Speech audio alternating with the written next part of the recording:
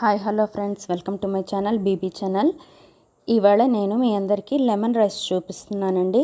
నిమ్మకాయ పులిహోర. దీనికోసం నేను తీసుకున్న items lemon and green chilli, పచ్చిమిర్చి, ఎండుమిర్చి, కరివేపాకు, ఇంగువ, ఇంకా నేను తీసుకున్నాను అల్లం, జింజర్, పోపు ఐటమ్స్ అండి, ఆవాలు, జీలకర్ర, మినపప్పు, శనగపప్పు, ఇంకా సాల్ట్ అండ్ టర్మరిక్, ఉప్పు, పసుపు.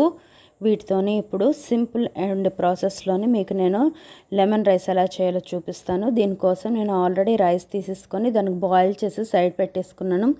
సింపుల్ అండ్ ఈజీ ప్రాసెస్ అండి. మీరు కావాలంటే ఈ ప్రాసెస్లో నేను నైట్ మిగిలిపోయిన రైస్ కానీ కొంచెం ఎప్పుడైనా రైస్ మిగిలిపోతే దాన్ని కూడా ఈ విధంగా ట్రై చేసుకోవచ్చు. ఈజీ ప్రాసెస్లో ఈ విధంగా తయారు చేసుకోండి.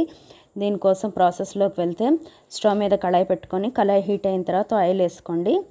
ఆయిల్ బాగా హీట్ అయిపోయిన తర్వాత అందులోకి పోపు ఐటమ్స్ వేసేసుకోండి. ఆవాలు, జీలకర్ర, మినపప్పు, శనగపప్పు పోపు ఐటమ్స్ యాడ్ చేసేసుకున్నాను.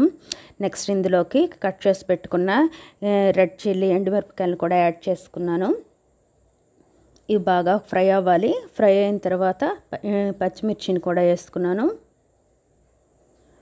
నెక్స్ట్ జింజర్, దీన్ని కట్ చేసుకొని బాగా దంచుకున్నానండి. దీనిలోనికి అల్లం యాడ్ చేసుకున్నాను. ఇవన్నీ బాగా ఒకసారి మిక్స్ చేసేసుకోండి.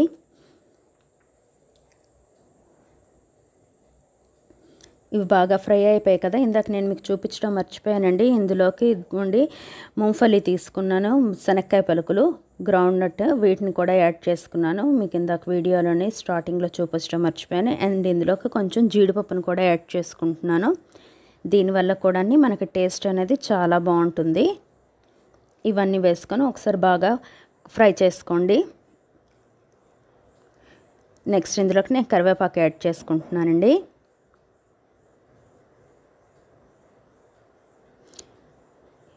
బాగా ఫ్రై చేసుకున్న తర్వాత ఇదిగోండి మనకి శనక్కాయ పలుకులు అనేవి పచ్చి ఉంటే బాగోదండి, మెత్తగా ఉంటుంది. బాగా శనక్కాయ పలుకులు మాత్రం బాగా ఫ్రై చేయండి. నెక్స్ట్ ఇందులోకి ఇంగువ యాడ్ చేసుకుంటున్నాను. కొంతమందికి అయితే పులిహోరలోకి ఇంగువ వేస్తే నచ్చదు. పులిహోరలో ఇంగువ వేస్తేనే టేస్ట్, ఫ్లేవర్ రెండు బాగుంటాయి. ఎప్పుడు వేయకపోతే మాత్రం ఇంగువ వేయండి, చాలా బాగుంటుంది. నెక్స్ట్ ఇందులోకి పసుపు ఇంకా సాల్ట్ని యాడ్ చేశాను. ఇవన్నీ వేసి చక్కగా మిక్స్ చేసేసుకోండి.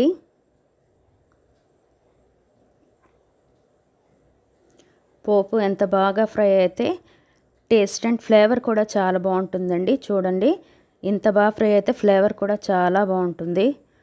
శనక్కాయ పలుకులు మెయిన్ బాగా ఫ్రై అవ్వాలి, పచ్చిగా ఉండొద్దు. చూసారా, బాగా ఫ్రై అయిపోయాయి కదా. అయిపోయిందండి, ఫ్రై అయిపోయింది. ఇప్పుడు నెక్స్ట్ ప్రాసెస్లోకి వెళ్తే ఆల్రెడీ నేను చెప్పాను కదండి, రైస్ని బాయిల్ చేసేసుకొని సైడ్ పెట్టుకున్నానని. కుక్ అయిపోయిన రైస్లోకి ఈ పోపు వేసుకున్నాం కదండి, ఈ పోపుని యాడ్ చేసేసుకోవటమేనండి.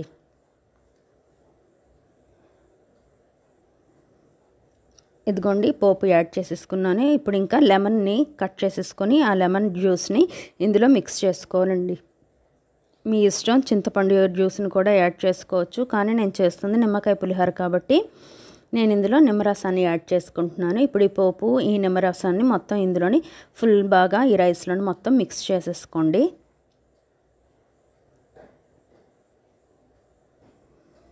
ఇదిగోండి మొత్తం బాగా మిక్స్ చేసేసాను పోపు అంతాని నిమ్మరసంతో.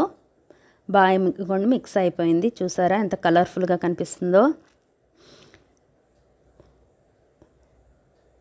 మొత్తం అంతా మిక్స్ అయిపోయేటట్టు చూడండి. వైట్ రైస్ అంతా ఇదిగోండి ఎల్లో కలర్లోకి ఇలా చేంజ్ అయిపోవాలి. అంతేనండి, మన పులిహోర రెడీ అయిపోయింది. దీన్ని కొత్తగా పెట్టిన ఆవకాయ అండి, మామిడికాయ ఆవకాయ. దీంతో నేను సర్వ్ చేసుకుంటున్నాను. చూసారా, చూడటానికి ఎంత యమ్మీగా కనిపిస్తుందో. మీరు కూడా ఇలాగా సింపుల్ ప్రాసెస్లో తయారు చేసుకోండి. నైట్ మిగిలిపోయిన రైస్తో కూడా ఈ విధంగా చేసుకోవచ్చండి. చాలా ఈజీ ప్రాసెస్ ఇది. అంతేనండి, మన లెమన్ పులిహోర రెడీ అయిపోయింది. నిమ్మకాయ పులిహోరని ఇలాగ సింపుల్ అండ్ ఈజీగా తయారు చేసుకోండి.